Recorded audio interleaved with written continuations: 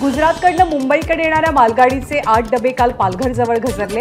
या दुर्घटनेमुळे पश्चिम रेल्वेचे 3 ट्रॅक बंद, विरार ते डहाणू लोकल सेवा पूर्णतः ठप्प।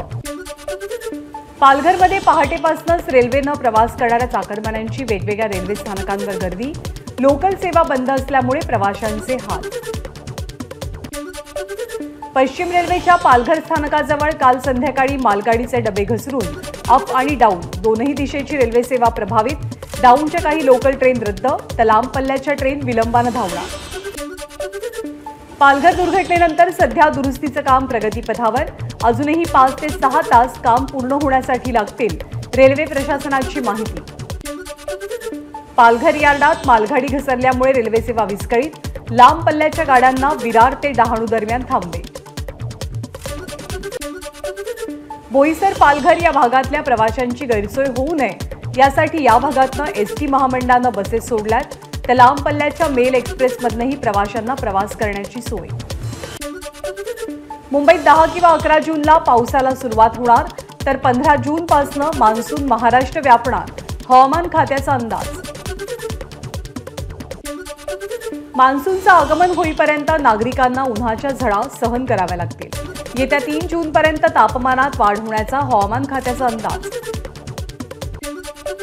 गोंदियाच्या काही भागात वादळी वाऱ्यासह जोरदार पाऊस, नागरिकांना उकाड्यापासून दिलासा, मात्र रब्बी हंगामातील कापणीला आलेल्या धान पिकाला फटका बसण्याची शक्यता। भंडाऱ्याच्या तुमसर आणि साकोली तालुक्यात वादळी वाऱ्यासह मान्सून पूर्व पाऊस, अनेक झाडं उन्मळून पडली, तर शेतपिकांचंही मोठं नुकसान।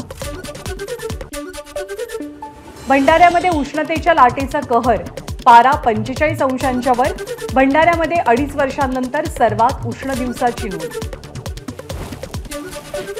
बुलढाणा जिल्ह्यामध्ये उष्माघाताचा पहिला बळी, संग्रामपूर इथे शेतात काम करत असलेल्या 40 वर्षीय मजुराचा मृत्यू, मगाव पोलिसात उष्माघातानं मृत्यूची नोंद। यवतमाळमध्ये उष्माघातानं 9 महिन्यांच्या चिमुकलीसह एका 70 वर्षीय वृद्धाचा मृत्यू, तर जिल्हा रुग्णालयामध्ये सध्या उष्माघाताच्या 40 रुग्णांवरती उपचार सुरू। हिंगोलीच्या लक्ष्मण नाईक तांडा गावात पाणी टंचाई, मागणी करूनही गावाला टँकर मिळेना, गावातल्या पाणी टंचाईमुळे 50% अधिक नागरिकांचं स्थलांतर, गावातल्या मुलांची लग्नही होईना। उजनी धरणानं गाठली गेल्या 44 वर्षातली सर्वात नीचांकी पाणी पातळी, धरणामध्ये आता केवळ -31 TMC पाणीसाठा शिल्लक। खडकवासला कालव्याच्या पाण्यासाठी इंदापूरच्या कळस परिसरातील शेतकरी आक्रमक, 30 मे पर्यंत कालव्यात पाणी सोडण्याची शेतकऱ्यांची मागणी। जळगावच्या रावेर तालुक्यात वादळी वाऱ्यामुळे झाड कोसळलं, अनेक पोपट जखमी, तांदळवाडी गावातली घटना, जखमी पोपटांवरती उपचार करून पक्षीप्रेमींनी त्यांना वनविभागाच्या ताब्यात दिलं। आरे ते BKC मेट्रो 3 दृष्टिक्षेपात, आठवड्याभरामध्ये MMRCच्या चाचण्या पूर्ण होतील। डोंबिवलीमधील घातक रासायनिक उद्योगांचं पाताळगंगा आणि अंबरनाथला स्थलांतर करणार, धोरण निश्चित करण्यासाठी 3 सचिवांची समिती, तर डोंबिवलीमधील 178 कारखान्यांचं सर्वेक्षण करून गटवारी होणार, उदय सामंत यांची माहिती। मुंबईतल्या वायू प्रदूषणाच्या तक्रारीत वाढ, 2019 ते 2023 या कालावधीत वायू प्रदूषणाच्या तक्रारीत 305% वाढ, प्रजा या स्वयंसेवी संस्थेचा अहवाल। कोस्टल रोडच्या बोगद्यांमधली गळती रोखण्यासाठी जॉईंटमध्ये ग्राउंडिंग इंजेक्शन देण्यात येणार, नवीन तंत्रज्ञानामुळे कोस्टल रोडचे बोगदे वॉटरप्रूफ होणार।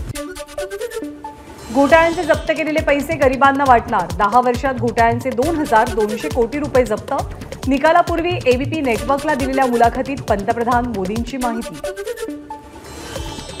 गांधी परिवारालाही संकटात मदत करत आलोय, तब्येत बिघडल्यावर सोनिया गांधींसाठी विशेष विमान पाठवलं, ABP नेटवर्कला दिलेल्या मुलाखतीत मोदींचं वक्तव्य।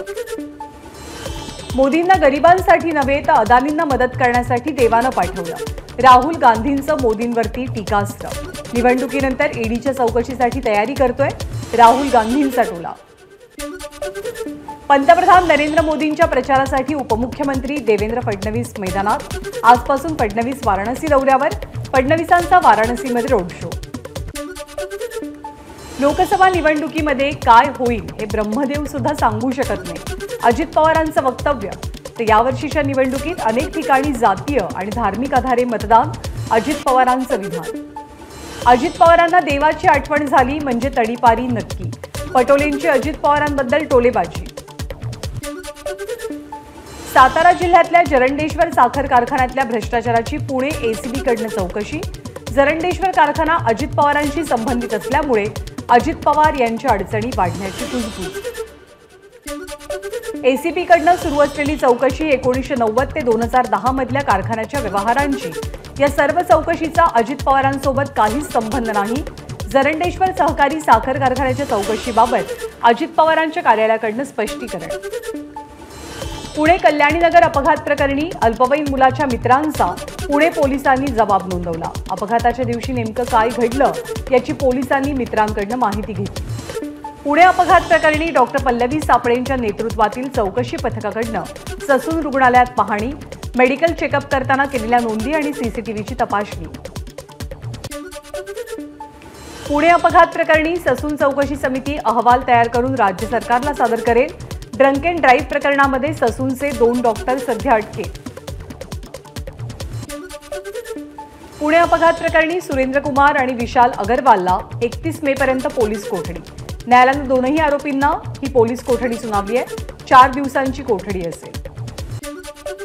पुणे रॅश ड्रायव्हिंग प्रकरणी उपमुख्यमंत्री अजित पवारांची नार्को टेस्ट करा. सामाजिक कार्यकर्त्या अंजली दमानी यांची मागणी. तर अजित पवारांना या घटनेबद्दल बोलायला 4 दिवस का लागले, दमानी यांचा सवाल. एकनाथ खडसेंनी घेतली जळगावचे पोलीस अधीक्षक डॉक्टर महेश्वर रेड्डींची भेट. जळगावमधील रामदेववाडी अपघात प्रकरणासह विविध विषयांवर पोलीस अधीक्षकांसोबत चर्चा झाल्याची माहिती. जळगावच्या रामदेववाडी अपघात प्रकरणी पोलिसांनी समाधानकारक तपास केलेला नाही. आरोपींना वाचवण्याचा पोलिसांचा प्रयत्न. एकनाथ खडसेंचा आरोप. या अपघातात 4 जणांचा मृत्यू झालाय. सुप्रिया सुळे लीडर म्हणून अपयशी असल्याची सोनिया दुहान यांची टीका. तर सुप्रिया सुळेंकडे नेतृत्व गुण नाहीत, दुहान यांचा हल्लाबोल. सोनिया दुहान या राष्ट्रवादी शरदचंद्र पवार पक्षाच्या इंदिरा गांधी आहेत का? सोनिया दुहान यांनी सुप्रिया सुळेंवर आरोप केल्यावर आमदार जितेंद्र आव्हाडांची टीका. पुणे अपघात प्रकरणी मुख्यमंत्री आणि उपमुख्यमंत्र्यांनी दोषींवर कडक कारवाईच्या सूचना दिल्या. मात्र तरी महायुतीच्या 3 नेत्यांवरती आरोप करण्याची सवय लागली आहे. आनंद परांजपेंची विरोधकांवर टीका. ओबीसी आरक्षणाला आम्ही धक्का लागू देणार नाही. मराठा आरक्षण पुन्हा सुरू झालं तरीही ओबीसी रस्त्यावरती उतरेल. कायदा सुव्यवस्थेचा प्रश्न निर्माण झाला तर त्याची संपूर्ण जबाबदारी राज्य सरकारची. प्रकाश शेंडगेंचा इशारा. अंध असताना रेल्वेमध्ये खेळण्यांची विक्री करणाऱ्या महिलेची मुलगी अश्विनी हरसोळेला 10वी मध्ये 93% मार्क. जळगावच्या पिंपराळा हुडको भागातील अश्विनी हरसाळे ही रहिवासी आहे. बीडमधील एका विद्यार्थ्याला 10वीच्या परीक्षेत 11व्या प्रयत्नात यश. कुटुंबियांसह ग्रामस्थांमध्ये आनंदाचं वातावरण. रत्नागिरीच्या देवरुखमधील पार्थ ब्रीद 10वी बोर्ड परीक्षेत राज्यात पहिला. बोर्डाच्या परीक्षेत 100 पैकी 100 गुण मिळाल्यानं सर्व स्तरातनं कौतुकाचा वर्षाव. जालन्यामधील साईप्रसाद खेडकर या विद्यार्थ्याला 10वीच्या परीक्षेत 35% मार्क. मित्रांकडनं केक भरवत निकालाचा आनंद साजरा. सांगलीच्या शिराळा तालुक्यातील वारणा धरण परिसरात 2.8 रिश्टर स्केल तीव्रतेचा भूकंप. कोणतीही जीवित किंवा वित्तहानी नाही. एबीपी माझा, उघडा डोळे बघा नीट.